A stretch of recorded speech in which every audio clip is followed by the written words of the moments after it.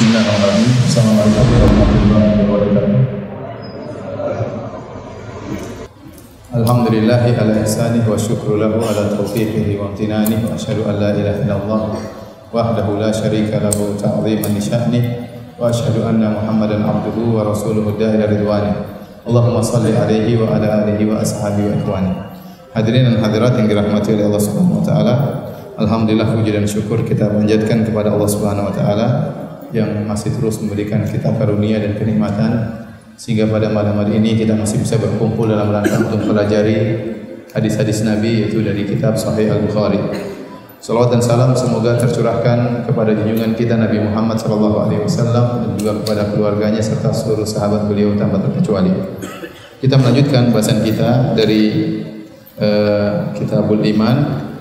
Kita sudah selesai dari bab pertama, sekarang kita masuk pada bab yang kedua. Kata Imam Al-Bukhari rahimahullah, du'aukum yaitu imanukum. Kemudian beliau berkata, hadis nomor 8, qala haddatsana Ubaidullah bin Musa qala akhbarana Hanzalah bin Abi Sufyan an Ikrimah bin Khalid an Ibni Umar radhiyallahu anhuma. Qala Rasulullah sallallahu alaihi wasallam, dari Ibnu Umar beliau berkata, Rasulullah SAW bersabda, buniyal Islamu ala khamsin. Islam dibangun di atas 5 perkara. Syahadati alla ilaha illallah wa anna Muhammadar Rasulullah. Yang pertama, bersaksi bahwasanya tidak ada sembahan yang berhak disembah kecuali Allah dan bahwasanya Muhammad adalah Rasulullah. Yang kedua, wa iqamis shalah, mendirikan salat. Yang ketiga, wa itaiz zakat, membayar zakat. Yang keempat, wal haji, menunaikan haji. Yang kelima, wa shaumi ramadhana. Baik, pertama Al-Imam Al-Bukhari membawakan dalil dari perkataan Ibnu Abbas. Ibnu Abbas menafsirkan surat Al-Furqan ayat 77. Qul ma ya'ba'u bikum rabbi laula du'aukum faqad kadzdzabtum. Kata Allah Subhanahu wa taala, katakanlah bahwasanya Rabb kalian tidak mempedulikan kalian kalau bukan karena doa kalian. Jadi Rabb kalian tidak akan mempedulikan kalian kalau bukan karena doa kalian. Doa kalian ini ditafsirkan oleh Ibnu Abbas dengan imanukum.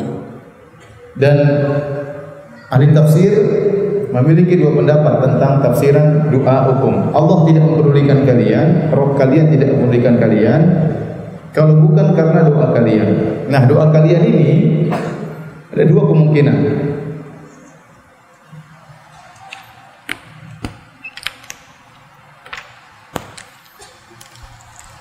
Doa hukum, kalau kita artikan doa kalian.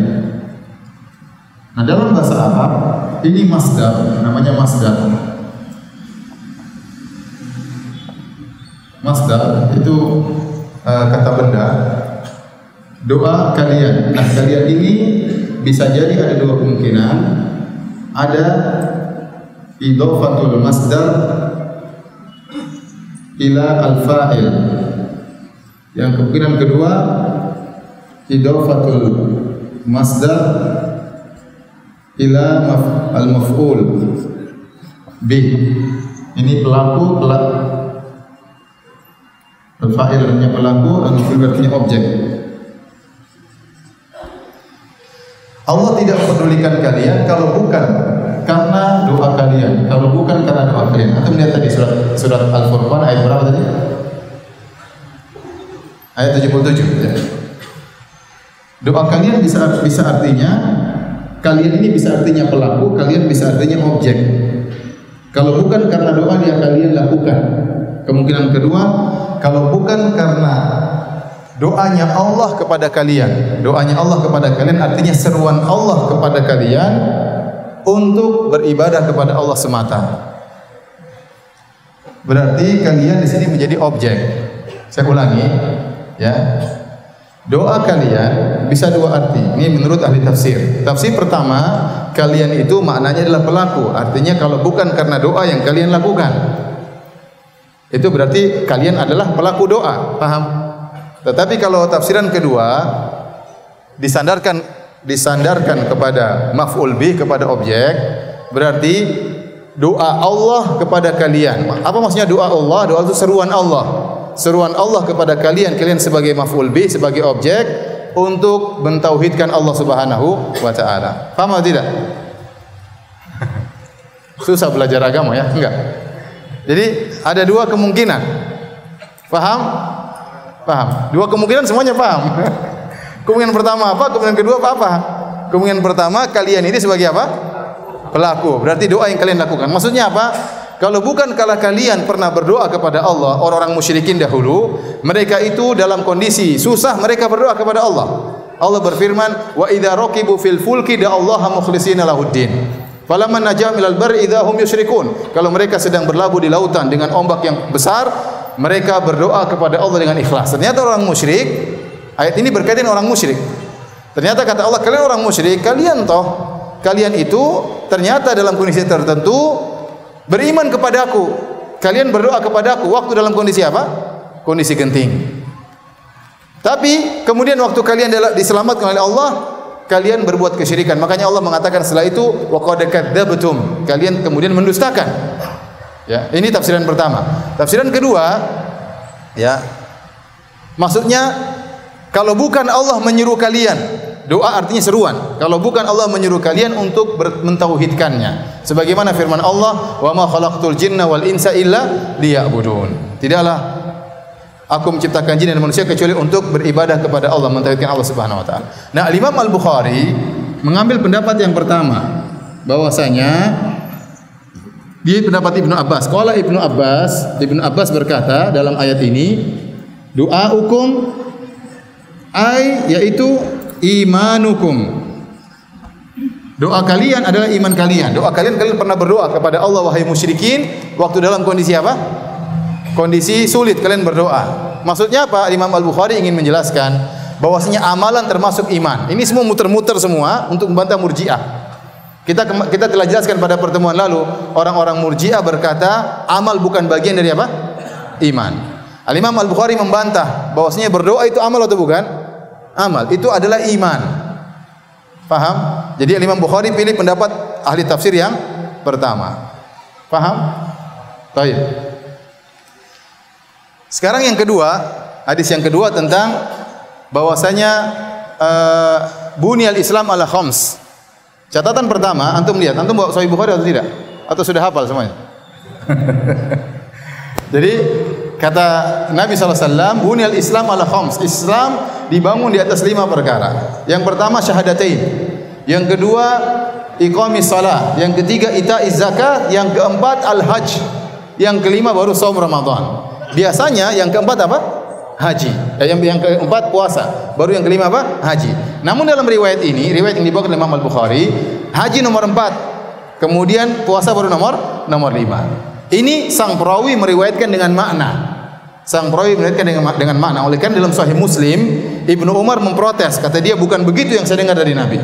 Jadi ada orang meriwayatkan dari Ibnu Umar bahwasanya Rasulullah SAW menyebutkan yang keempat haji, yang kelima puasa. Kata Ibnu Umar, bukan begitu saya dengar dari Nabi. Yang saya dengar dari Nabi, yang keempat puasa, baru yang kelima apa? Haji. Jadi yang dalam Sahih Bukhari periwayatan dengan makna. Ya. Kalau Al-Quran tidak boleh kita meriwayatkan dengan makna. Harus meriwayatkan dengan apa? Lafal. Kalau hadis, orang yang ahli bahasa Arab dan mengerti ilmu tentang syariat, dia boleh saja meriwayatkan hadis dengan makna. Dan ini dilakukan sampai para ulama sekarang.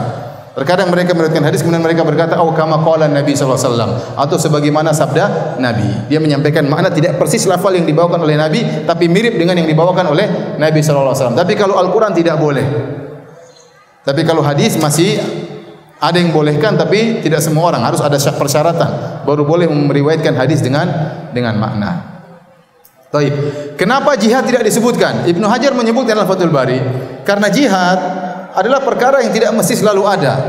Karena jihad bisa disyariatkan ya kalau telah terpenuhi persyaratan pada kondisi tertentu ya, berbeda dengan 5 rukun yang lainnya, 5 rukun Islam.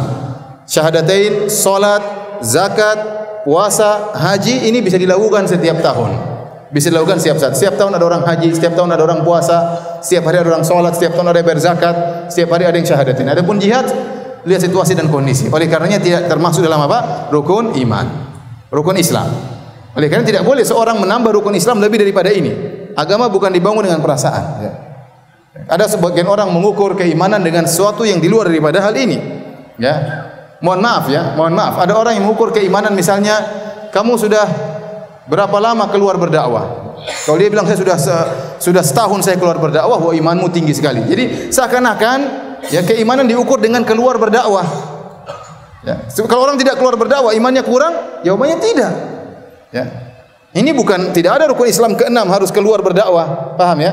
Jangan sampai ditambah rukun Islam ini. Rukun Islam cuma berapa? Cuma 5. Baik hadirin, ini sudah saya hapus ya? Sudah belum? Tinggal foto aja, ceret. Sudah? Sudah ya?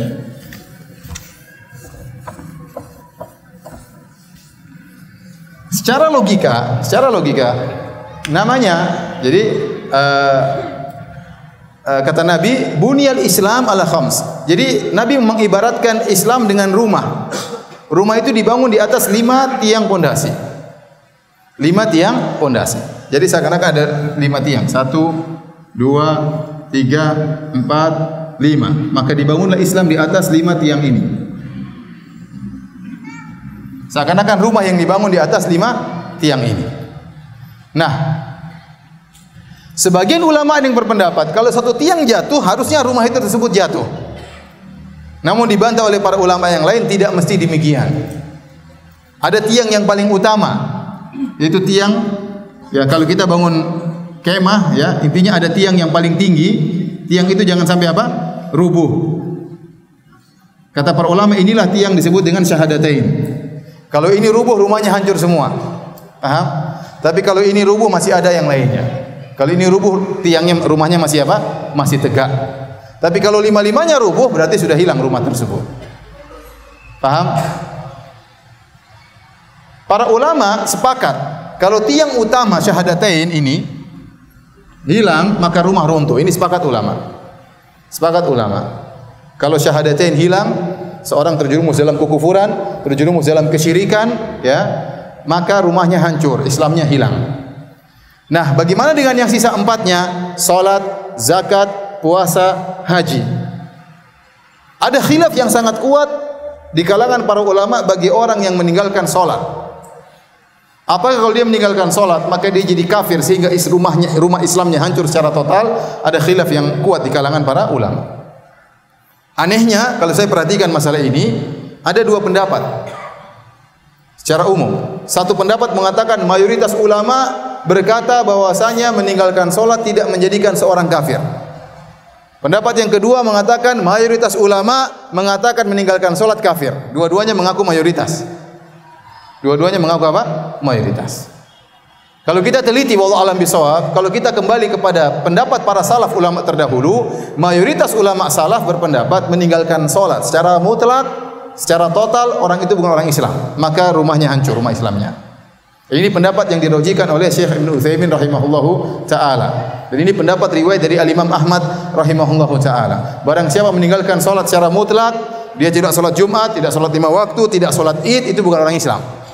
Itu bukan orang Islam. Namun pendapat yang lain, pendapat jumhur ulama secara mazhab Syafi'i, mazhab Maliki, mazhab Hanafi berpendapat meninggalkan salat meskipun tidak salat sama sekali, selama masih meyakini salat itu wajib, maka dia tidak kafir, tapi terjerumus dalam kufur kecil, sangat berbahaya, lebih bahaya daripada zina, lebih bahaya daripada riba.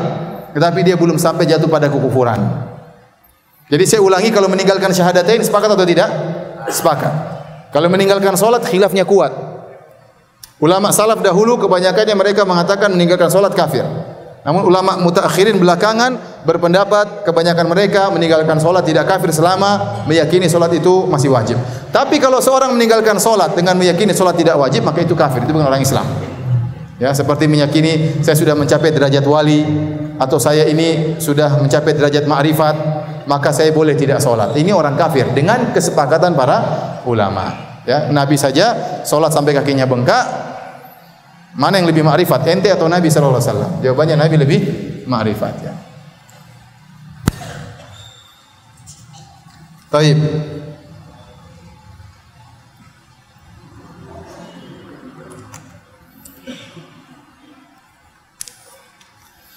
Nah, sekarang kita perhatikan di sini ya. Kalau saya gambarkan sebuah rumah ya. Seperti tadi ya, atau kemah atau rumah.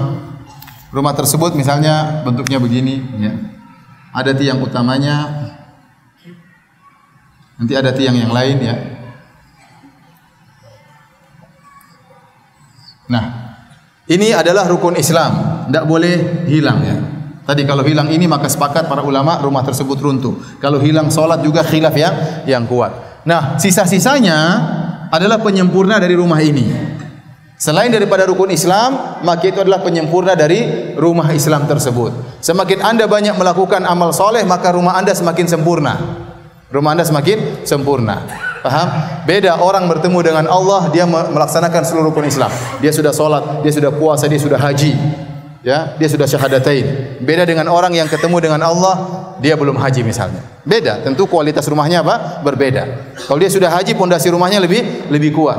Belum lagi kalau dia tempel dengan sedekah, dengan salat sunnah, dengan macam-macamnya, maka rumahnya semakin indah. Sehingga waktu dia bertemu dengan Allah, rumah Islamnya semakin apa? Semakin indah. Oleh karenanya Allah Subhanahu wa taala ya, menurut Imam Al-Bukhari, Islam itu sama dengan iman. Islam sama dengan iman. Nah, Islam dan iman diberi permisalan oleh Allah Subhanahu wa taala dalam surat Ibrahim seperti pohon korma. Jadi Allah Subhanahu wa taala dari surat yang saya baca dalam surat Maghrib, alam tara kaifa daraballahu mathalan kalimatan thayyibatan ka syajaratin thayyibatin asluha tsabit wa far'uha fis sama' tu'ti ukulaha kullahinin bi idzni rabbiha. Ya, tidakkah kau lihat bagaimana Allah beri perumpamaan tentang kalimat yang baik, yaitu kalimat Islam, kalimat iman. Allah umpamakan seperti sebuah pohon yang pokoknya menjulang, pokoknya kokoh, akarnya kokoh dan cabang-cabangnya menjulang ke atas. Oleh karenanya iman itu seperti pohon. Kalau pokoknya akarnya dicabut, maka pohon tersebut apa? Tumbang. Hilanglah keimanannya sama sekali. Itulah syahadatain. Itulah la ilaha illallah. Tapi kalau ranting-rantingnya, dahan-dahannya dipotong, pohon tersebut masih utuh atau tidak? Sudah tidak utuh, sudah berubah, sudah berkurang, sudah tidak indah lagi. Tetapi pohonnya masih ada. Demikianlah seperti keimanan. Keimanan demikian pula. Kalau seorang melakukan kemaksiatan, mungkin berzina, mungkin riba, maka pohonnya semakin gundul. Tetapi akarnya masih ada. Selama akarnya masih ada, masih dinamakan pohon, tapi pohon yang kurang. Sama seperti orang meyakini la ilaha illallah, dia meyakini Muhammad Rasulullah, namun dia melakukan maksiat.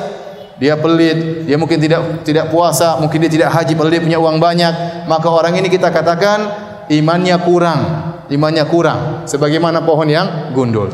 Dalam hadis pun demikian, Rasulullah SAW menyamakan seorang mukmin, seorang muslim dengan pohon korma. Kata Nabi SAW, inna minasyajari lama barakatuhu ka barakatil muslim. Hadithuni mahiyah. Kata Nabi SAW kepada para sahabat, sungguhnya ada sebuah pohon yang perumpamaannya seperti pohon korma, mirip dengan seorang muslim. Kabarkanlah kepadaku pohon apakah itu. Maka ternyata kata Nabi SAW, pohon tersebut adalah pohon apa? Pohon korma. Pohon korma. Jadi masalah iman dan masalah Islam ibarat seperti masalah rumah atau masalah pohon. Rumah tersebut semakin ditempeli dinding-dindingnya semakin sempurna, semakin dipasang ubinnya semakin indah. Maka seorang berusaha bertemu dengan Allah dengan memperindah rumahnya, memperkokoh rumah keimanannya. Sama pohon juga perlu disiram, pohon perlu tumbuh. Semakin dia banyak beramal soleh, maka cabangnya semakin menjulang ke atas. Semakin menjulang ke atas, semakin dia bermaksiat, maka ingat rantingnya semakin berjatuhan. Semakin dia bermaksiat, ya, rantingnya berjatuhan. Dia tidak menjaga pandangannya, dia tidak menjaga pendengarannya, dia tidak menjaga lisannya, maka pohonnya semakin berguguran. Memang dia tidak kafir karena pohonnya masih ada, tapi pohon tersebut pohon yang gundul. Pohon yang gundul. Semakin dia melakukan kemaksiatan, semakin terkikis, lama-lama bisa mati pohon tersebut. Ini berbahaya. Ya, ini semua dibawakan oleh Imam Al-Bukhari untuk membantah orang-orang Murji'ah yang mengatakan iman itu satu kesatuan. Kalau hilang sebagian, hilang seluruhnya. Sebagaimana kita jelaskan pada pertemuan yang lalu. Sebagaimana pendapat juga orang-orang Khawarij. Orang-orang Khawarij, Mu'tazilah dan Murji'ah sepakat. Mereka mengatakan iman itu satu kesatuan. Kalau hilang sebagian, hilang seluruhnya. Kita ahlu sunnah tidak demikian. Kita bilang iman itu seperti pohon. Kalau hilang sebagian, selama bukan akarnya, pohonnya masih kokoh. Meskipun pohon tersebut pohon yang gundul atau runtuh ranting-rantingnya. Paham atau tidak? Benar paham? Insya Allah ya. Baik, kita lanjutkan bab yang ketiga, bab umurul iman.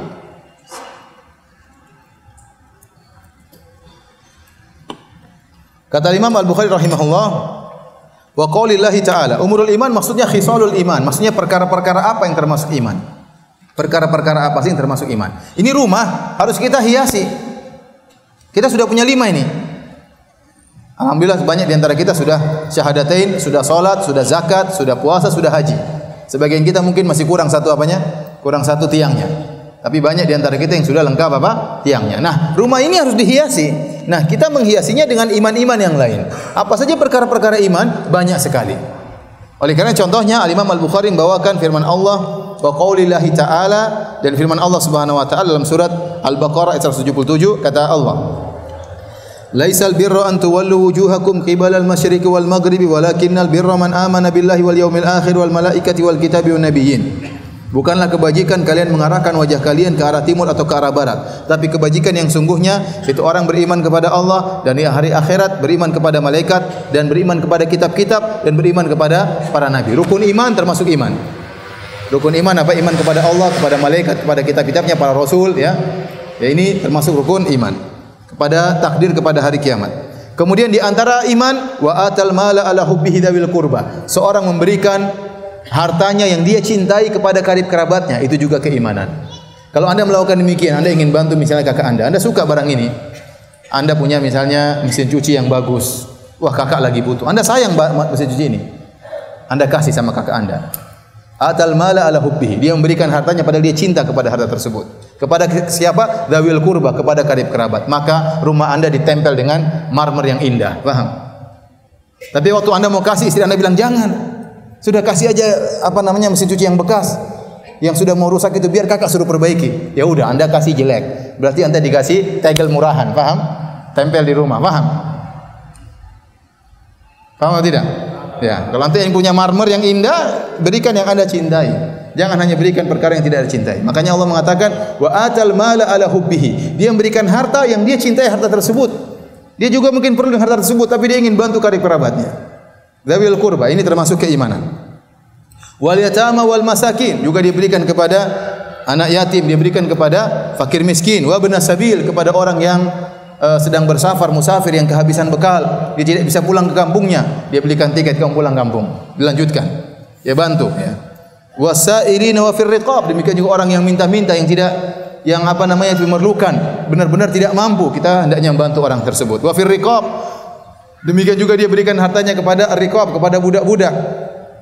Entah dia bebaskan ya, entah dia merdekakan, dia bantu budak-budak tersebut. Di antara keimanan wa aqamas salat. Dia mendirikan salat. Semakin seorang memperbanyak sujudnya kepada Allah, semakin indah rumah Islamnya. Semakin indah rumah imannya. Semakin rindang pohon keimanannya. Dan dia harus memperindah rumahnya dan berusaha memperindang pohonnya agar dia bertemu dengan Allah dengan kualitas iman semaksimal mungkin. Ya. Jadi kalau dia perbanyak salat, terbanyak sujud, apa kata Nabi sallallahu alaihi wasallam? Ya.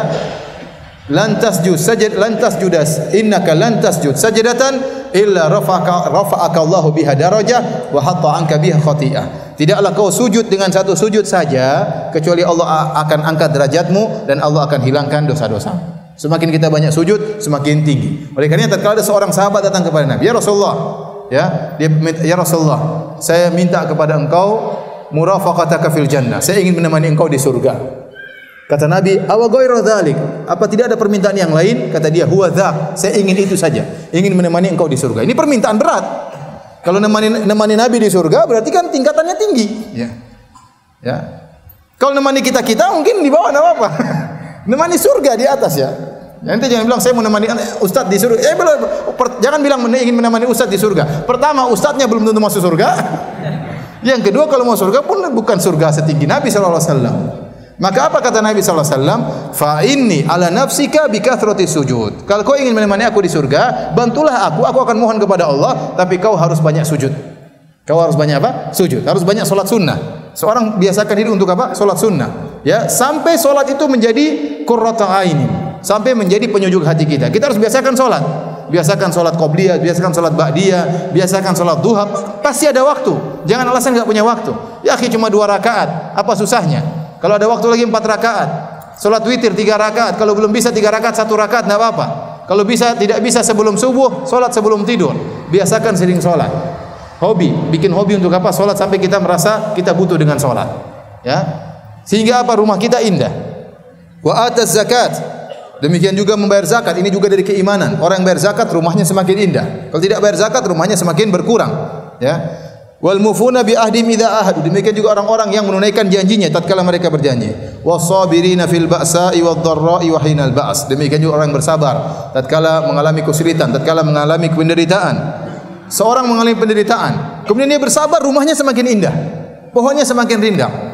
Kapan dia mulai mengeluh, kapan dia mulai mencak-mencak, kapan dia mulai maki-maki, maka rumahnya semakin berkurang keindahannya. Ranting-ranting pohonnya semakin apa? Berguguran. Jadi kalau kita ingat kita ingin punya rumah yang indah, maka kita harus bersabar. Ulaika alladzina shadaqu wa ulaika humul muttaqun. Mereka itu orang-orang yang imannya jujur dan mereka orang yang bertakwa. Demikian juga Imam Al-Bukhari menyebutkan contoh-contoh cabang-cabang keimanan dalam surat Al-Mu'minun. Qad aflahal mu'minun. Sungguh beruntung orang yang beriman. Siapa mereka? Allah lanjutkan, alladzina hum fi salatihim khashi'un. Kalau Anda salat khusyuk, berarti rumah Anda indah, rumah Islam Anda indah. Kalau Anda enggak khusyuk, ya kurang indah ya. Alladzina hum fi salatihim khashi'un.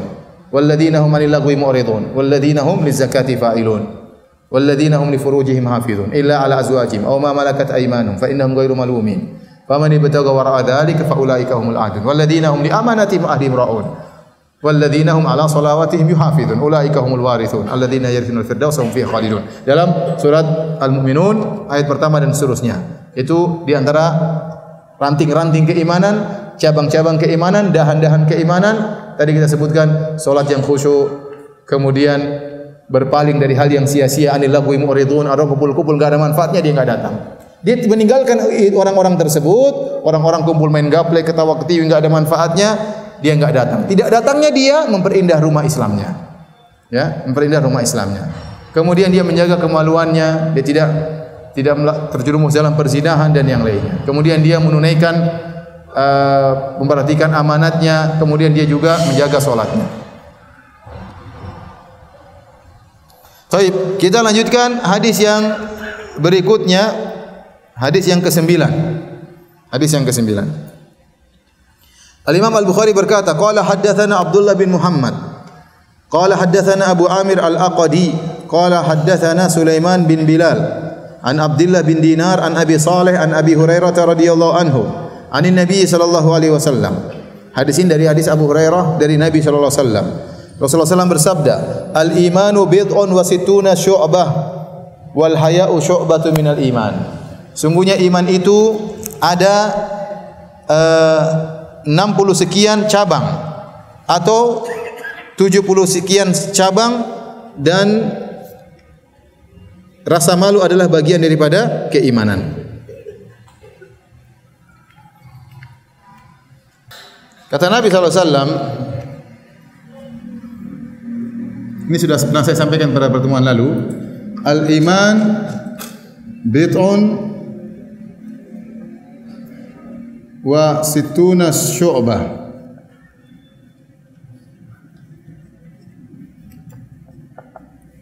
Dalam riwayat yang lain sab'una, 60 atau 70 cabang. Ya, kemudian dalam riwayat yang lain a'laha kalimat apa? La ilaha illallah. Wa adnaha imatatul adha anit tariq wal haya'u syu'batun min syu'abul iman. Kata Nabi, iman itu 60 sekian cabang. Dalam riwayat yang lain atau 70 sekian cabang. Yang paling tinggi kalimat la ilaha illallah. Yang paling rendah menghilangkan kotoran dari jalan, menghilangkan gangguan dari jalan. Dan rasa malu merupakan cabang dari cabang keimanan. Rasa malu merupakan cabang dari cabang keimanan. Nah, Rasulullah SAW tatkala mengatakan iman ada 70 sekian atau 60 sekian. Apa maksudnya? Ada dua pendapat di kalangan para ulama. Apa maksudnya 60 sekian, 70 sekian? Ada yang mengatakan maksudnya banyak sekali. Rasulullah SAW tidak memaksudkan 70 sekian, tetapi 70 itu adalah ungkapan untuk menunjukkan jumlah yang banyak. 70 itu merupakan ungkapan yang menunjukkan jumlah yang banyak. Oleh karena dalam Al-Quran Allah mengatakan, istaghfir lahum aw la tastaghfir lahum in tastaghfir lahum 70 marratan fala yaghfirallahu lahum. Kata Allah, kau mohonkan ampun wahai Muhammad bagi orang-orang munafik atau kau tidak mohonkan ampun sama saja. Kalau kau mohonkan ampun bagi mereka 70 kali, Allah tidak akan ampuni mereka. Ya, Allah tidak akan ampuni mereka. Jadi waktu ada orang munafik meninggal, Rasulullah SAW ingin doakan supaya diampuni. Ada ayat ini menegur, ya. Ayat ini mengatakan in tastaghfir lahum 70 marratan, kalau engkau mohonkan ampunan bagi mereka 70 kali, Allah tidak akan ampuni. 70 kali maksudnya apa? Meskipun kau ampunkan sebanyak-banyaknya. 1000 kali orang munafik tidak akan diampuni oleh Allah. Jadi angka 70, ya. Ini ada dua pendapat di kalangan para ulama. Ada yang mengatakan 70 itu maksudnya apa? Maksudnya banyak. Banyak sekali. Dan bukan berarti 70. Karena orang Arab mengungkapkan 70 itu maksudnya banyak. Seperti Rasulullah SAW beristighfar sehari 70 kali. Maksudnya banyak. Bukan berarti 70. Dalam riwayat yang lain 100 kali. Jadi mereka sering mengungkapkan 70 itu artinya banyak. Pendapat yang kedua, 70 sekian itu benar-benar 70 sekian. Bukan maksudnya banyak, tapi iman memang 70 sekian. Dan ini pendapat jumhur ulama. Makanya banyak ulama yang berusaha mengumpulkan 70 sekian iman itu maksudnya apa saja. Makalah tersebutlah seorang ulama besar di mazhab Syafi'i namanya Abu Abdullah Al-Halimi. Al-Halimi menulis buku, ya, judulnya tentang Syu'abul Iman, ya, tentang Syu'abul Iman. Judul bukunya saya lupa, ya. Judulnya Al-Minhaj. Al-Minhaj. Dia punya buku namanya Al-Minhaj, dicetak, ya, fi Syu'abul Iman. Ini dia berusaha mengumpulkan 70 sekian, 79 atau iman pertama 1, 2, 3, 4, 5 sampai 79. Kenapa? Agar orang dengan dalilnya, agar orang berusaha memperhatikan agar rumahnya semakin indah, dia kerjain seluruhnya itu 79. Semakin banyak dia kerjakan, semakin indah rumahnya, semakin rindang pohonnya. Demikian juga Al-Baihaqi. Al-Baihaqi juga ulama Syafi'iyah punya buku ringkasan dari Al-Minhaj, judulnya Al-Jami' li Syu'abil Iman. Ini juga membahas sekitar 70 sekian juga cabang-cabang keimanan. Kemudian juga Al-Lalikai juga ulama Syafi'iyah punya buku judulnya Syarah Usul I'tiqad Ahli Sunnah. Dia juga menyebutkan tentang cabang-cabang keimanan. Dia juga kumpulkan sekitar 70-an juga. 1, 2, 3, 4, 5, 6, 7 sampai 70. Ya, karena kata Nabi, iman itu 70 sekian. Bid'un ini sekian maksudnya apa? 3 sampai 9. 70 sekian. Ada yang 79, ada yang 76, ya. Di antara ulama yang lain, contohnya yang mengumpulkan Ibnu Hibban. Ibnu Hibban dia menjelaskan bagaimana cara dia mengumpulkan 70 sekian iman. Dia pergi ke ayat-ayat Al-Quran. Dia cari semua amalan yang Allah namakan iman. Dia kumpulkan dari seluruh ayat Al-Quran, dari 6.000 ayat lebih, dia cari mana amalan yang Allah namakan iman. Setelah dia kumpulkan ternyata enggak sampai 70. Kemudian dia pergi ke hadis-hadis, dia pelajari hadis-hadis Nabi. Dia cari seluruh amalan yang Rasulullah SAW namakan iman. Ternyata dia kumpulkan enggak sampai 70 juga. Tapi kalau dia gabungkan lebih dari 70. Maka kemudian dia periksa lagi, yang berulang dia bersihkan, ternyata dia dapati 79. Paham? Metodenya begitu. Ulangi, metodenya dia cari amal-amal banyak, tapi ada amal yang dinamakan dengan iman oleh Allah dan ada amal yang dinamakan oleh Nabi dengan iman. Nah, itu dikumpulkan ternyata jumlahnya 79. Demikian juga ini juga yang ditempuh oleh Ibnu Hajar. Ibnu Hajar Al-Asqalani dalam Fathul Bari juga menyebutkan, antum bisa lihat Fathul Bari 70 sekian dia sebutkan 1 2 3 4 5 6 7 sampai 79. Jadi iman itu bercabang-cabang. Yang paling tinggi la ilaha illallah, yang paling rendah apa? Menghilangkan kotoran atau gangguan dari jalan. Nah, pertanyaan berikutnya, Rasulullah SAW mengatakan, perhatikan ya, iman 70 sekian cabang, yang paling tinggi la ilaha illallah, yang paling rendah menghilangkan gangguan dari jalan, dan rasa malu bagian daripada keimanan. Taib. Kenapa Rasulullah SAW mengkhususkan penyebutan rasa malu bagian dari keimanan? Karena rasa malu ini adalah sifat yang mulia. Kalau seorang mengarahkannya kepada perkara yang syar'i, maka dia akan banyak melakukan cabang-cabang keimanan yang lainnya. Kenapa? Seorang malu dipermalukan di dunia dan juga malu dipermalukan di akhirat. Kalau dia ingin bermaksiat, aduh nanti Allah permalukan saya di akhirat, enggak jadi. Dia ingin bermaksiat, dia malu kepada para malaikat misalnya. Ya, dia malu, jangan sampai dibongkar aibnya oleh Allah Subhanahu wa taala. Dengan rasa malu seperti ini, maka dia akhirnya bisa melakukan cabang-cabang keimanan yang lainnya. Makanya Rasulullah SAW mengkhususkan penyebutan rasa malu. Ada Rasulullah SAW melihat seorang dinasihati oleh saudaranya, kamu jangan malu-malu, kamu jangan malu-malu. Rasulullah SAW bilang, jangan, biarin dia malu, kenapa enggak malu-malu? Ya. Kemudian kata Rasulullah SAW, al-haya la ya'ti illa bi khair. Rasa malu tidak mendatangkan kecuali apa? Kecuali kebaikan. Maka seorang memiliki rasa malu itu baik ya. Tapi jangan malu-malu kucing ya. Adapun kalau malu akhirnya tidak mau bertanya, akhirnya tersesat, itu namanya malu yang tidak syar'i. Malu yang tidak syar'i. Tapi rasa malu yang benar yang kita arahkan kepada kebaikan, maka orang tersebut akan mudah melakukan amalan-amalan kebajikan yang lainnya, tidak berani melakukan kemaksiatan. Kenapa? Dia punya rasa malu kepada Allah Subhanahu wa taala. Taib. Kita lanjutkan hadis berikutnya. Bab yang keempat. Hadis yang ke-10 berkata Imam Al-Bukhari, qala haddatsana Adam ibnu Abi Iyas. Telah menyampaikan kepada kami Adam ibnu Abi Iyas. Qala haddatsana Syu'bah. Adam ibnu Abi Iyas berkata telah menyampaikan kepada kami Syu'bah. An Abdullah bin Abi Safar wa Ismail an Sya'bi, dari Sya'bi. An Abdullah bin Amr radhiyallahu anhuma, dari sahabat Abdullah bin Amr radhiyallahu anhuma. Anin Nabi sallallahu alaihi wasallam qala, dari Nabi sallallahu alaihi wasallam bersabda, al muslimu man salimal muslimuna min lisanihi wa yadihi, wal muhajir man hajara ma nahallahu anhu. Ini sudah ya? Sudah belum?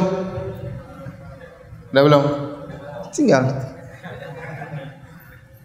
Tinggal di-share nanti ya. Foto yang bagus ya. InsyaAllah mudah-mudahan pertemuan lagi ya. Alhamdulillah kajian kita sudah ditranskrip. Sampai 3 pertemuan sudah ditranskrip seluruhnya ya. Tinggal pertemuan keempat sedang diperbaiki. Kalau sudah berarti 1 bab selesai. Bab apa? Badi'il Wahyi. Mudah-mudahan kalau pertemuan berikutnya bisa dikopikan dan dibagi-bagi kepada antum ya. Antum yang malas-malas catat bisa ada catatannya. Baik, saya hapus ya. Baik. Belajar tuh enggak gampang ya ikhwan. Antum dengan saya mana yang lebih capek? Saya apa antum? Ya. Lebih capek siapa? Antum tinggal diam aja, tinggal ngantuk tidur. Saya lebih capek daripada antum ya. Oleh karenanya belajar juga capek, mau jadi ustaz juga apa? Capek ya. Mau tahu-tahu langsung pintar gimana? Enggak mungkin ya. Innamal ilmu bitta'allum. Kata Nabi, ilmu itu diperoleh dengan apa? Belajar. Kalau enggak belajar tahu-tahu ilmu laduni ya. Tinggal bakar apa namanya? Bakar Quran kemudian diminum ya. Hafal Quran syaratnya enggak boleh kentut. Kalau kentut hilang nanti.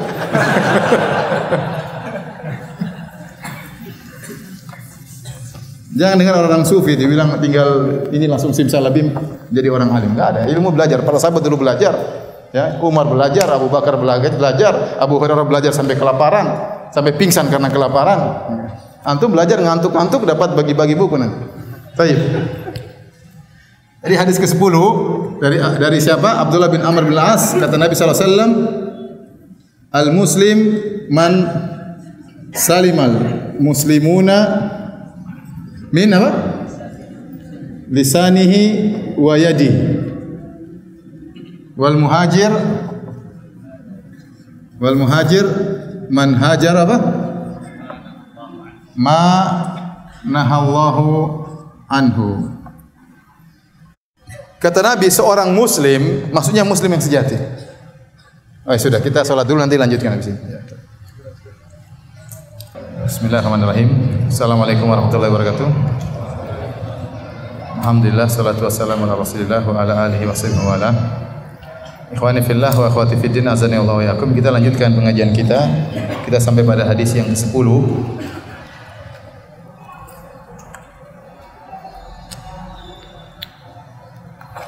Kata Rasulullah sallallahu alaihi wasallam, al-muslim man salima al-muslimuna min lisani wa yadihi. Seorang muslim yang sejati adalah seorang yang kaum muslimin selamat dari gangguan lisannya dan tangannya. Seorang muslim yang sejati adalah seorang yang kaum muslimin selamat dari gangguan lisannya dan tangannya. Ya.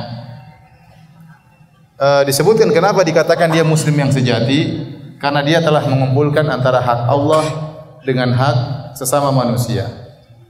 Di antara hak yang minimal kepada saudara kita tidak mengganggunya.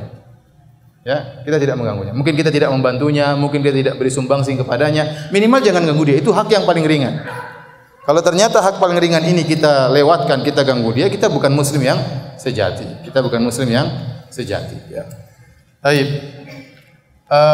Al-muslimun di sini masuk juga adalah al-muslimat, sama.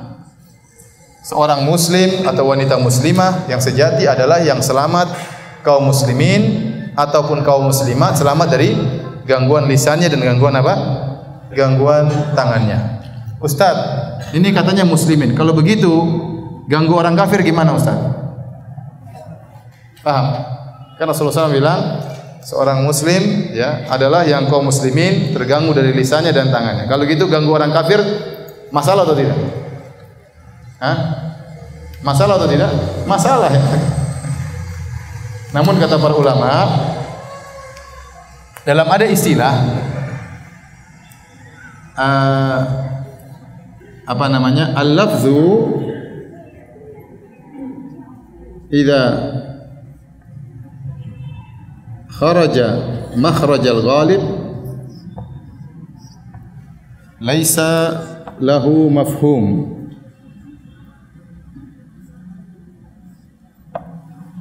Kalau ada lafal dia datang dalam karena ini kebanyakannya seperti ini, maka tidak ada mafhum mukhalafahnya. Contohnya sederhananya, kata Rasulullah SAW, ma asfala minal ka'bain minal izar fa finnar. Misalnya apa yang ada di bawah mata kaki dari sarung maka di neraka. Ada kalimat dari sarung. Ada yang mengatakan, Ustaz kalau gitu kebalikannya, kalau bukan sarung enggak apa-apa dong? Enggak. Itu namanya kharaja makhrajal ghalib. Karena kebanyakan orang-orang Arab dahulu sering pakai apa? Sarung. Bukan berarti kalau selain sarung enggak apa-apa. Paham? Paham atau tidak? Itu namanya keluar karena secara ghalib. Maka suatu yang keluar secara keumuman, umumnya seperti itu, maka tidak ada mafhum mukhalafahnya.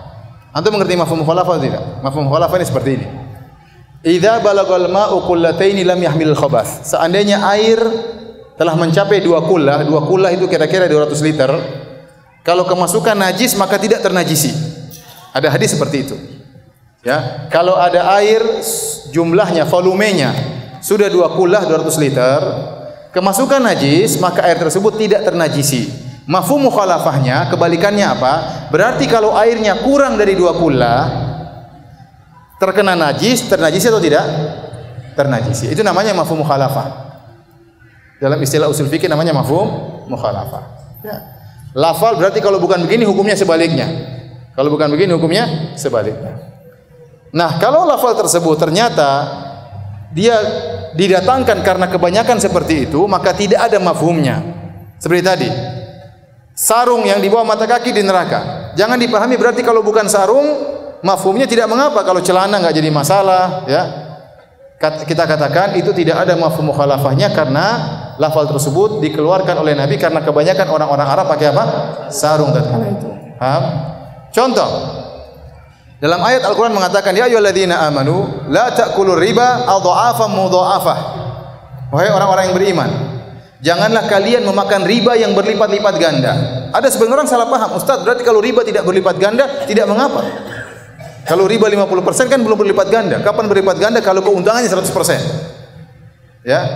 Dia mengatakan ini berarti ada kebalikannya, tidak mengapa kalau tidak berlipat ganda. Ini dibantah oleh para ulama. Ini namanya kharaja makhrajal ghalib. Kebanyakan orang makan riba itu untungnya berlipat-lipat, bertambah lagi. Bukan berarti kalau tidak bertambah, kalau bertambahnya tidak sampai 100% tidak apa-apa. Jangan dipahami demikian. Ya, makanya Allah menyebutkan wa in tubtum falakum ru'usu amwalikum. Kalau kalian sudah bertobat dari riba, maka kalian hanya boleh mengambil modalnya. Berarti segala keuntungan itu harus dikembalikan. Ini menunjukkan keuntungan riba meskipun sedikit tetap dosa besar. Saya ingin menyampaikan seperti ini namanya kharaja makhrajal ghalib. Suatu lafal yang didatangkan karena memandang kebanyakan praktek seperti itu, maka tidak ada mafhum mukhalafahnya. Sampai sini paham? Ini istilah usul fikih ya. Antum paham atau tidak? Yang begini cuma sedikit ya. Mau diulang? Diulang ya. Contoh, Nabi SAW mengatakan, "Idza walagal kalbu fi ina'i ahadikum." Kalau ada anjing yang kemudian minum dari bejana kalian. Ya. Sekarang bejana ini ada mafhum mukhalafahnya enggak? Ustaz, bagaimana kalau bukan bejana? Ustaz, bagaimana kalau ternyata kasur? Ustaz, bagaimana kalau sepeda dijilat anjing? Paham? Rasulullah SAW menggunakan lafal bejana. Apakah bejana ini ada mafhum mukhalafahnya atau tidak? Bagi yang berpendapat bejana ini hanya sekedar contoh. Karena kebanyakan anjing kalau jilat bejana, enggak jilat kasur. Paham? Makanya tidak ada mafhum mukhalafahnya. Karena jangan disangka berarti kalau bukan bejana tidak najis. Itu namanya mafhum mukhalafah. Mafhum mukhalafah itu berarti sebaliknya. Mafhum mukhalafah itu artinya apa? Berarti kalau sebaliknya, kalau bukan bejana berarti tidak najis. Kita katakan ini tidak ada mafhum mukhalafahnya. Kenapa? Karena Rasulullah SAW sedang berbicara tentang kenyataan yang ada. Kebanyakannya anjing itu kalau jilat kemana? Ke bejana. Bukan berarti kalau bukan yang dijilati bukan bejana berarti enggak najis. Bukan berarti demikian. Paham? Sama seperti kita kembali kepada sini. Ini panjang lebar kembalinya ke sini. Kata Nabi, seorang muslim yang sejati adalah yang kaum muslimin dan kaum muslimat selamat dari gangguannya. Kalau kita pakai mafhum mukhalafah, berarti ustaz kalau orang kafir enggak apa-apa kita ganggu. Oh, enggak boleh juga. Namun kebanyakannya kaum muslimin itu berinteraksi dengan kaum muslimin yang lainnya. Makanya ditekankan kaum muslimin. Bukan berarti ganggu orang kafir boleh. Tetap juga mengganggu orang kafir tetap tidak boleh. Paham? Karena ini kharaja makhrajal ghalib. Terus Rasulullah SAW sebutkan lisan. Kenapa lisan didahulukan daripada tangan? Karena lisan ini lebih gawat daripada tangan. Lisan itu bisa menyakiti orang yang sudah meninggal dan juga orang yang sedang hidup atau orang yang akan datang bisa dia sakiti. Anakmu nanti jadi penjahat, itu berarti kan menyakiti orang yang belum lahir, atau tidak? Lisan itu bisa menyakiti orang sudah lama. Oh, orang nenek moyangmu kurang ajar, berarti dia menyakiti orang-orang yang sudah meninggal atau orang di hadapan dia meskipun jauh. Dia di Jakarta, dia bisa menyakiti orang di Irian Jaya. Di Papua orang itu brengsek, sana yang tinggal di Papua. Dia bisa menyakiti orang di Amerika, apalagi sekarang media sosial begitu kuat. Dengan lisannya dia bisa menyakiti siapa saja. Adapun tangan, jangkauannya terbatas. Kita hanya bisa mukul orang depan kita. Kalau sudah 10 meter nggak bisa sampai-sampai. Paham? Makanya didahulukan penyebutan lisan daripada tangan. Karena lisan itu meskipun kecil, jangkauannya panjang. Jangkauannya panjang dan sangat produktivitasnya kuat. Ya. Tangan lama-lama capek. Lisan 2 jam ngomong enggak capek-capek. Ya, paham? Kalau tangan antum goyangkan 2 jam, enggak sampai 2 jam sudah capek. Makanya lisan itu meskipun kecil tapi dia sangat berbahaya. Maka dia didahulukan penyebutannya daripada tangan. Kenapa Rasulullah SAW tidak mengatakan qaul? Seorang muslim yang sejati adalah yang kaum muslimin selamat dari perkataannya. Tapi Rasulullah SAW mengatakan dari lisannya. Kenapa Rasulullah tidak mengatakan perkataannya? Karena kata para ulama bisa jadi gangguan dengan lisan, tidak baik kata-kata. Misalnya dia menjulurkan lisannya mengejek. Tidak ada suara keluar, tapi dia mengejek dengan menjulurkan apa? Lisannya. Dosa atau tidak? Dosa sama. Paham? Kenapa disebutkan tangan? Karena di antara anggota tubuh yang paling sering beraktivitas adalah apa? Tangan. Paham? Baik. Kita lanjutkan level yang kedua. Wal muhajir, dan orang yang berhijrah yang sesungguhnya man hajara ma nahallahu anhu, yaitu orang-orang yang meninggalkan apa yang dilarang oleh Allah Subhanahu wa taala. Itulah muhajir yang sungguhnya. Sekarang ada istilah kita hijrah. Itu istilah yang benar.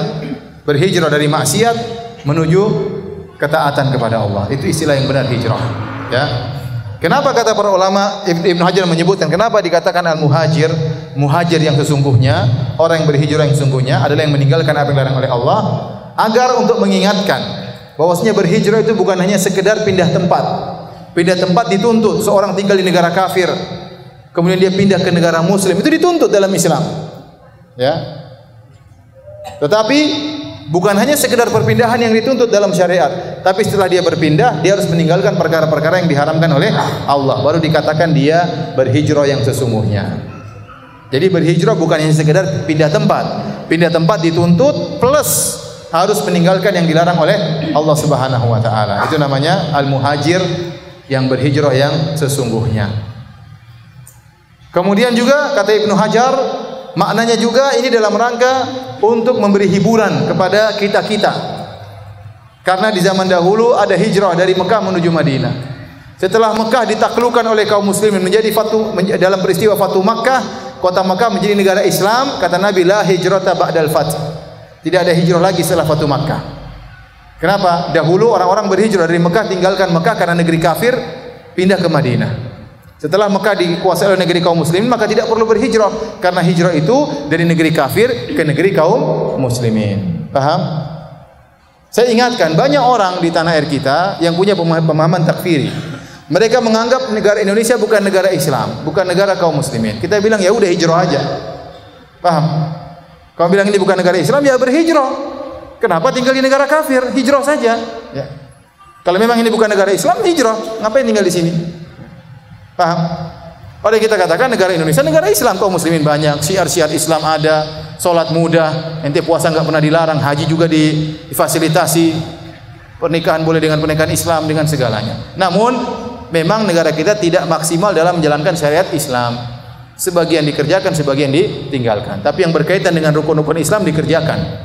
Ya, seperti berkaitan haji, masalah lebaran, masalah puasa, kita dengan ajaran apa? Syariat Islam. Ya. Taib, ini makna daripada hadis ini. Lanjut atau sudah? Terakhir ya, satu hadis lagi biar kita selesaikan. Hadis yang ke-11 dari Abu Musa, qala Al-Bukhari berkata, qala haddatsana Sa'id bin Yahya bin Sa'id Al-Qurashi. Qala haddatsana Abi. Qala haddatsana Abu Burdah bin Ibnu Abdullah. Abu Burdah bin Abdullah bin Abi Burdah an Abi Burdah an Abi Musa Al-Asy'ari radhiyallahu taala anhu. Dari Abu Musa Al-Asy'ari, qala, beliau berkata, qalu ya Rasulullah ayul islami afdal. Mereka berkata, ya Rasulullah, Islam apa yang paling afdal?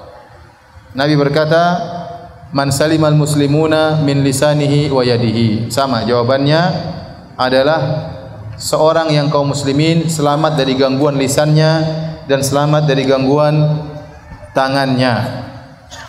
Baik, kita lanjutkan hadis yang ke-12 ya, karena maknanya juga mirip ya. Di sini yang ingin diambil oleh Imam Al-Bukhari pendalilan, tatkala Nabi ditanya, Islam apa yang paling afdal? Dikatakan yaitu seorang muslim yang selamat darinya, dia tidak mengganggu kaum muslimin yang lain, tidak mengganggu dengan tangannya, tidak mengganggu lisannya. Ini menunjukkan Islam bertingkat-tingkat. Karena Rasulullah SAW ditanya Islam apa yang paling afdal. Menunjukkan Islam bertingkat-tingkat, menunjukkan iman bertingkat-tingkat. menunjukkan pohon itu juga bermacam-macam. Ada pohon yang rantingnya banyak, ada pohon yang tumbuh subur, ada pohon yang rindang, dan ada pohon yang tidak rindang. Ini dalam rangka membantah orang-orang Murji'ah yang mengatakan iman itu satu model, tidak bertingkat-tingkat. Iman kita sama dengan imannya Jibril. Itu perkataan orang-orang Murji'ah. Karena mereka menganggap iman itu satu kesatuan, tidak ada tingkatan-tingkatannya. Adapun Ahlus Sunnah wal Jamaah meyakini bahwasanya al-iman yazid wa yanqus. Iman itu naik dan apa? Turun. Yazid bi taat, bertambah dengan ketaatan, wa yanqus bil ma'asi, dan turun iman dengan kemaksiatan-kemaksiatan. Nah, ternyata dalam Islam pun ada amalan yang afdal. Mana orang Islam yang paling afdal? Yang begini-begini kata Nabi. Berarti orang Islam bertingkat-tingkat. Saya ulangi lagi, sebagaimana pohon keimanan juga beraneka ragam, bertingkat-tingkat. Ini semua dibawakan oleh Imam Bukhari dalam rangka membantah orang-orang Murji'ah. Hadis yang terakhir, Al-Imam Al-Bukhari berkata, hadis nomor 12, qala haddatsana Amr bin Khalid, qala haddatsana Laits an Yazid an Abil Khair an Abdullah bin Amr radhiyallahu anhuma. Anna rajulan sa'ala Nabi sallallahu alaihi wasallam ayul islami khair. Ada seorang laki bertanya kepada Nabi sallallahu alaihi wasallam, Islam apa yang terbaik? Kata Nabi sallallahu alaihi wasallam, tut'imut ta'ama wa taqra'us salam ala man arafta wa man lam ta'rif. Yaitu engkau memberikan makan kepada orang-orang yang memerlukan, dan engkau mengucapkan salam pada orang yang kau kenal dan kepada orang yang tidak kau kenal. Dan ini adalah perangai yang terbaik. Jadi dua perangai ini ya berkaitan dengan sama dengan hadis sebelumnya. Karena kalau ada orang yang suka memberi makan kepada fakir miskin, berarti dia tidak mengganggu orang lain dengan tangannya. Tidak mungkin diganggu orang lain, sedangkan dia membantu orang lain. Jadi memberi makan kepada fakir miskin berarti sama dengan tidak mengganggu orang lain dengan tangannya. Mengucapkan salam kepada orang lain berarti tidak mengganggu orang lain dengan apa? Lisannya. Paham maknanya? Mirip-mirip. Ya, seakan-akan Nabi mengatakan konsekuensi dari kau tidak mengganggu orang lain dengan tanganmu, harusnya kau bantu orang tersebut. Konsekuensi dari kau tidak mengganggu orang lain dengan lisannya berarti kau beri salam kepada orang tersebut. Justru kau berbuat baik dengan lisan. Ya.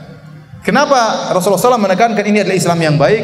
Karena terutama di zaman dahulu Islam sangat butuh dengan ini. Masalah ekonomi perlu dikuatkan, kemudian persatuan di antara kaum muslim perlu dikuatkan.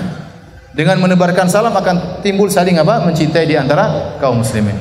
Dan Nabi SAW mengatakan, engkau mengucap salam ala man arafta wa man lam ta'rif, kepada orang yang kau kenal dan orang yang kau tidak kenal. Ya ikhwan, antum kalau beri salam kepada seorang muslim, siapapun antum ketemu muslim salami. Ustaz, kalau saya ragu dia muslim atau kafir, selama engkau ragu dia muslim atau kafir dan kau berada tinggal di negeri kaum muslimin, anggap saja orang Islam. Beda kalau kau ragunya di Australia. Kalau kau ragunya di Jakarta, dan Jakarta kebanyakan orang apa? Islam, maka anggap saja dia orang Islam. Ternyata dia orang kafir, ya enggak jadi masalah. Enggak jadi masalah. Tapi kita kembali kepada hukum asal. Kalau hukum asal kita tinggal di negeri kaum muslimin, maka orang pada asalnya orang muslim ya. Kecuali kalau dia orang apa? Orang kafir, kelihatan zahirnya kafir, maka tidak kita salami, karena Rasulullah SAW melarang mengucapkan salam kepada orang, mendahului salam kepada orang kafir. Baik, dan ingat, memberi salam kepada orang yang kita kenal dan kepada yang tidak kita kenal. Karena di antara tanda-tanda hari kiamat, kata Nabi SAW, inna baina yaday sa'ah taslimal khassah. Di antara tanda-tanda hari kiamat hanya mengucapkan salam kepada orang yang kita kenal. Siapa pelaku tanda-tanda hari kiamat tersebut? Ya kita-kita ini. Kita ini hanya memberi salam kepada orang yang kita kenal. Itu kurang bagus. Ibnu Umar radhiyallahu anhu dalam riwayat, dia pergi ke pasar hanya untuk beri salam. Tidak nawar barang, cuma assalamualaikum, assalamualaikum, assalamualaikum, assalamualaikum, assalamualaikum. Karena dia tahu Rasulullah SAW suruh menyebarkan salam. Kalau antum sekarang ngerjain seperti Ibnu Umar, antum mungkin dianggap orang stres. Tidak sih? Benar, antum assalamualaikum, assalamualaikum. Kenapa orang ini? Assalamualaikum, salam jawab. Rasulullah suruh sebarin apa? Salam. Tapi dahulu para salaf mereka mengerjakan. Ibnu Umar sengaja pergi ke pasar sampai dia ajak teman, "Ayo ikut saya." Kata temannya, "Ngapain ikut kamu? Kamu ke sana enggak nawar barang, tidak tawar menawar, tidak beli barang." "Ya, saya cuma mau salam aja," kata Ibnu Umar. Sehingga dia beri salam kepada orang-orang yang dia temui. Kenapa? Karena kalau kita memberi salam bahkan kepada orang yang tidak kita kenal, berarti kita memang menjalankan sunnah Nabi. Kita sedang melaksanakan syiar menyebarkan salam. Tapi kalau kita beri salam hanya kepada orang kita kenal, ya memang karena kita kenal dia maka kita beri salam. Ya. Jadi di antara sunnah memberi salam kepada orang yang kita kenal dan orang yang tidak kita kenal. Demikianlah para hadirin dan hadirat yang dirahmati Allah Subhanahu Wa Taala. Ya, kajian kita, dan ini ada hadiah dari salah seorang peserta, ya. Yang bisa jawab akan dikasih hadiah, ya. Ada 3 hadiah, Masya Allah. Yang pertama ada Ulumul Mufrad, yang kedua buku saya, yang ketiga tafsir Al-Quran surat Al-Fatihah, ya, Al-Baqarah dan Al-Imran karangan Syekh bin Shalih Al-Utsaimin. Yang bisa jawab saya kasih hadiah. Pertanyaan pertama,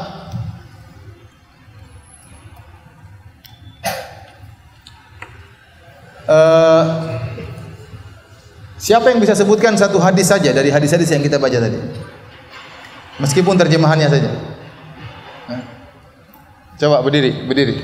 Ya.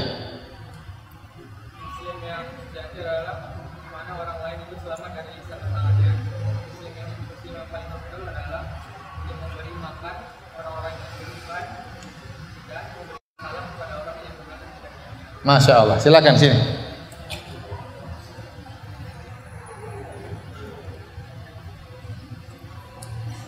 Ini yang paling besar, ya. Oh ya. Pertanyaan kedua, siapa yang bisa sebutkan lafal Arabnya? Silakan berdiri, Pak. Iya. Iya, berdiri. Silakan. Silakan. Ya dari situ aja, teriak yang keras. Silakan. Apa? Hadis mana saja, yang penting bahasa Arabnya. Al-Muslim.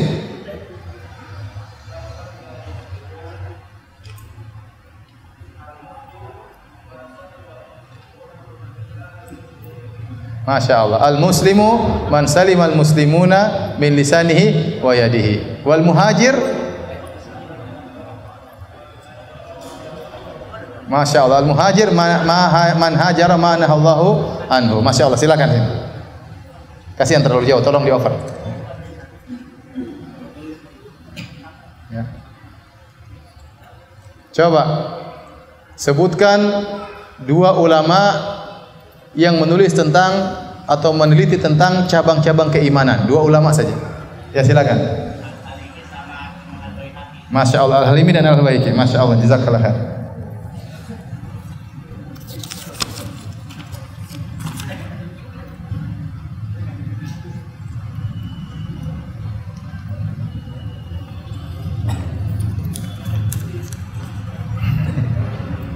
Ustadz, apa faedahnya terhadap penjelasan dan penjabaran keimanan yang dilakukan oleh masing-masing ulama? Ulama dahulu memberi penjelasan tentang iman dan ulama setelahnya pun juga. Ini membingungkan kita-kita.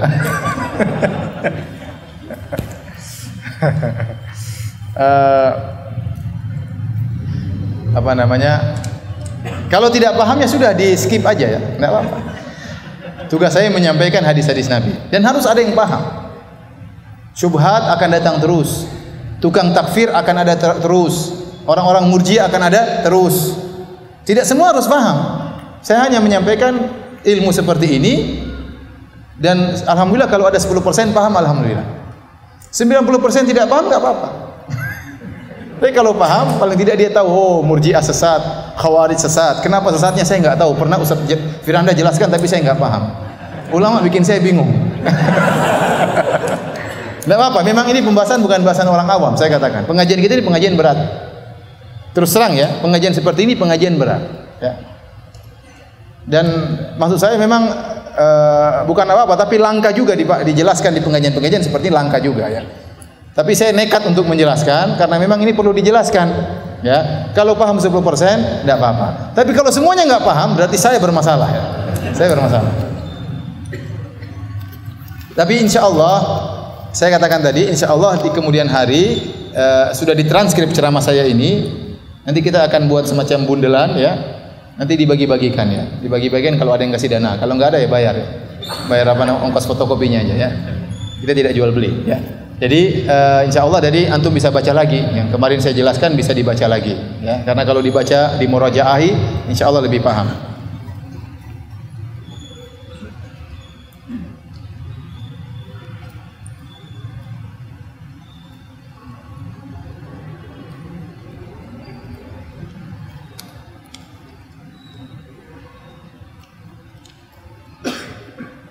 Bagaimana jika seorang yang baik sering berbuat sesuatu amalan yang dapat memperindah keimanannya? Hanya saja ada satu rukun Islam yang belum dipenuhi sampai akhir hayatnya, yaitu haji, karena keterbatasan biaya.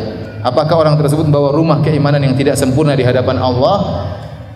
Seandainya dia tidak mampu untuk berhaji, dan haji itu hanya diwajibkan bagi yang mampu. Kata Allah, walillahi 'alan nasi hajjul baiti man istata'a ilaihi sabila. Wajib untuk berhaji bagi yang mampu. Yang mampu itu maksudnya apa? Mampu, dia punya duit untuk berhaji, dan dia punya duit untuk dia tinggalkan bagi anak istrinya yang hendak dia tinggalkan.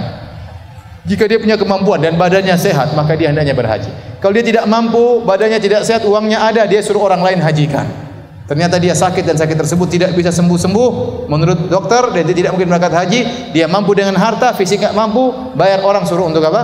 Hajian. Kalau ternyata dia tidak mampu, hanya mampu semangat, tapi duit enggak ada, ya, maka tidak mengapa, tidak wajib baginya. Mudah-mudahan rumah keimanannya tetap apa? Sempurna. Yang jadi masalah rumah keimanan yang menjadi tidak indah kalau dia mampu namun dia tidak berhaji. Contohnya dia punya duit ada tapi dia tunda-tunda terus. Ya nanti kalau saya sudah umur 50 baru saya hajian. Baru umur 42 dia sudah tewas. Akhirnya tidak sempat hajian. Padahal uangnya sudah ada. Orang seperti ini yang jadi masalah.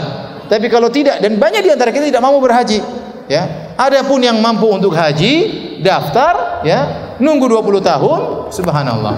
Baru 5 tahun dipanggil Allah Subhanahu wa taala. Tapi orang yang seperti ini sudah daftar, insya Allah sudah dicatat pahala haji, karena dia sudah berusaha. Allah membedakan ada antara orang yang berusaha dengan tidak berusaha. Jadi maksud saya, Anda yang belum mampu untuk berhaji, tapi berusaha memperindah rumah Anda, insya Allah rumah Anda tetap indah. Adapun satu tiang tersebut yang tidak ada, dimaafkan oleh Allah Subhanahu wa taala karena Anda memang tidak mampu. La yukallifullahu nafsan illa wus'aha. Allah tidak membebani di luar kemampuan.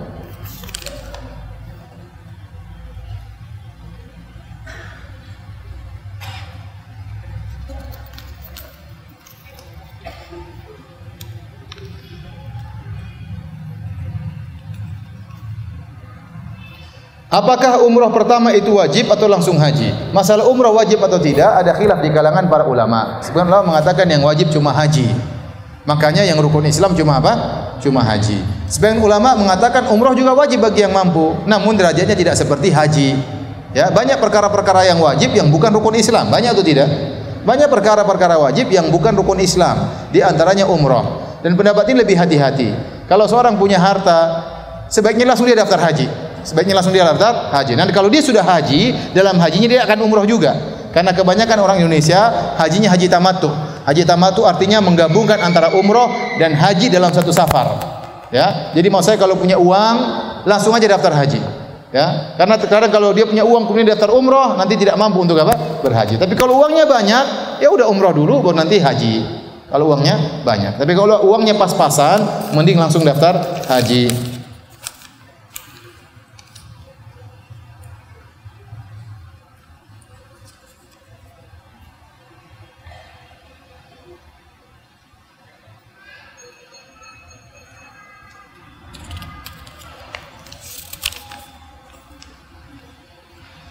Ustaz, adakah batasan berapa kali seseorang diizinkan bolak-balik kembali ke agama Islam dengan alasan apapun? Innal ladzina amanu tsumma kafaru tsumma amanu tsumma kafaru tsumma zdadu kufran. Kata Allah, sesungguhnya orang yang beriman kemudian kafir, kemudian beriman, kemudian kafir, kemudian bertambah kekufurannya dan meninggal dalam kondisi apa? Kufur. Setahu saya tidak ada batasan, ya. Tapi Allah Maha tahu hati seorang. Islam, kemudian kafir lagi. Kemudian Islam lagi. Kemudian kafir lagi, kemudian Islam lagi, kemudian kafir 10 kali. Ya. Terakhir yang ke-10 dia Islam, kemudian dia kuat Islamnya, tidak jadi masalah. Tidak jadi masalah, tidak ada batasannya. Tapi ini menunjukkan dia imannya enggak kuat. Ya. Islam, kafir lagi, Islam, kafir lagi, Islam, kafir lagi, kemudian mati dalam kondisi kafir, ya sudah selamat tinggal. Ya. Jadi jangan kita mengatakan ente sudah pernah murtad, sekarang masuk Islam, murtad lagi Islam ini enggak diterima. Jangan kita mengatakan demikian. Ya. Sebenarnya dalam hukum Islam kalau ada orang murtad maka dibunuh. Kata Nabi SAW, man baddala dinahu faqtuluh. Barang siapa yang merubah agamanya maka bunuhlah, kata Nabi SAW. Namun tatkala tidak ada syariat Islam, ya maka dia bisa bertobat kepada Allah Subhanahu wa taala. Bisa bertobat. Jangan kita bilang kamu tidak bisa masuk Islam lagi, sudah terlambat, tidak bisa. Jangan, dia enggak jadi masuk Islam dia.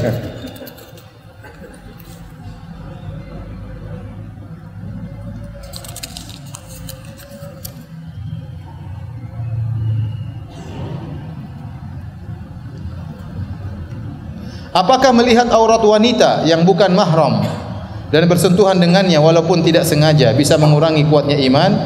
Kalau bisa mengurangi, bagaimana mencegahnya? Iya, kita melihat aurat yang diharamkan oleh Allah itu mengurangi keimanan kita, ya. Tatkala kita bersendirian kemudian kita melihat halal yang haram itu mengurangi keimanan kita, dan kita sadar akan hal tersebut bahwasanya kita sedang bermaksiat kepada Allah Subhanahu wa taala. Makanya waktu Rasulullah SAW ditanya, "Anil ismi," apa itu dosa? Kata Nabi SAW, "Al-ismu," dosa itu ma haka fi sadrika wa karihta an yattali 'alaikan nas.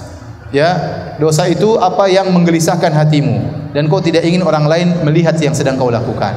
Jadi itu namanya dosa, dan semua dosa akan mengurangi apa?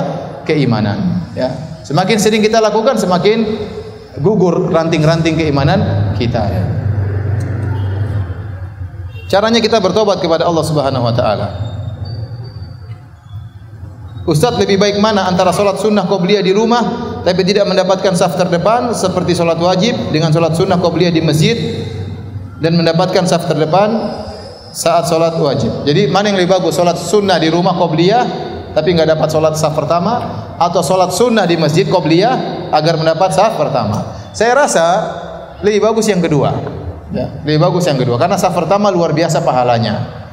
Jadi masalahnya antum di sini harus lebih rajin daripada orang di Arab Saudi. Kalau orang Arab Saudi dengar azan, saya di Arab Saudi dengar azan dikumandangkan, maka saya ke toilet, kemudian saya mungkin buang air, kemudian saya berwudu, kemudian saya jalan dengan santai menuju masjid, saya masih solat sunnah, saya masih berdoa, saya masih bisa baca Quran, masih dapat rakaat saf pertama. Kalau antum mustahil begitu. Dengar azan, antum ke toilet sudah enggak dapat saf pertama. Makanya saya bilang orang Indonesia harus lebih rajin daripada orang Arab Saudi. Kenapa? Karena jarak antara adzan dan iqamah terlalu cepat. Cuma 5 menit, kadang 4 menit langsung apa? Qomat. Padahal apa fungsi adzan? Fungsi adzan memanggil, hayya 'ala shalah, hayya salat. Ya, orang baru dengar dia baru siap-siap, ya. Tapi orang Indonesia harus siap-siap sebelum ada adzan. Makanya saya katakan Indonesia harus lebih rajin daripada orang Arab, ya. Makanya tidak apa-apa antum salat sunnah. Rasulullah SAW pernah salat sunnah juga di masjid. Memang lebih afdal, kata Nabi SAW, afdalu salatil mar'i fi baitihi ilal maktubah. Sebaik-baik salat seorang hamba adalah di rumahnya, kecuali salat 5 waktu di masjid, ya. Tapi kenyataannya kita susah menjalankan hal demikian, ya. Oleh karenanya lebih baik datang sebelum azan, begitu dikumandangkan azan antum salat qobliyah, qomat antum di saat yang pertama.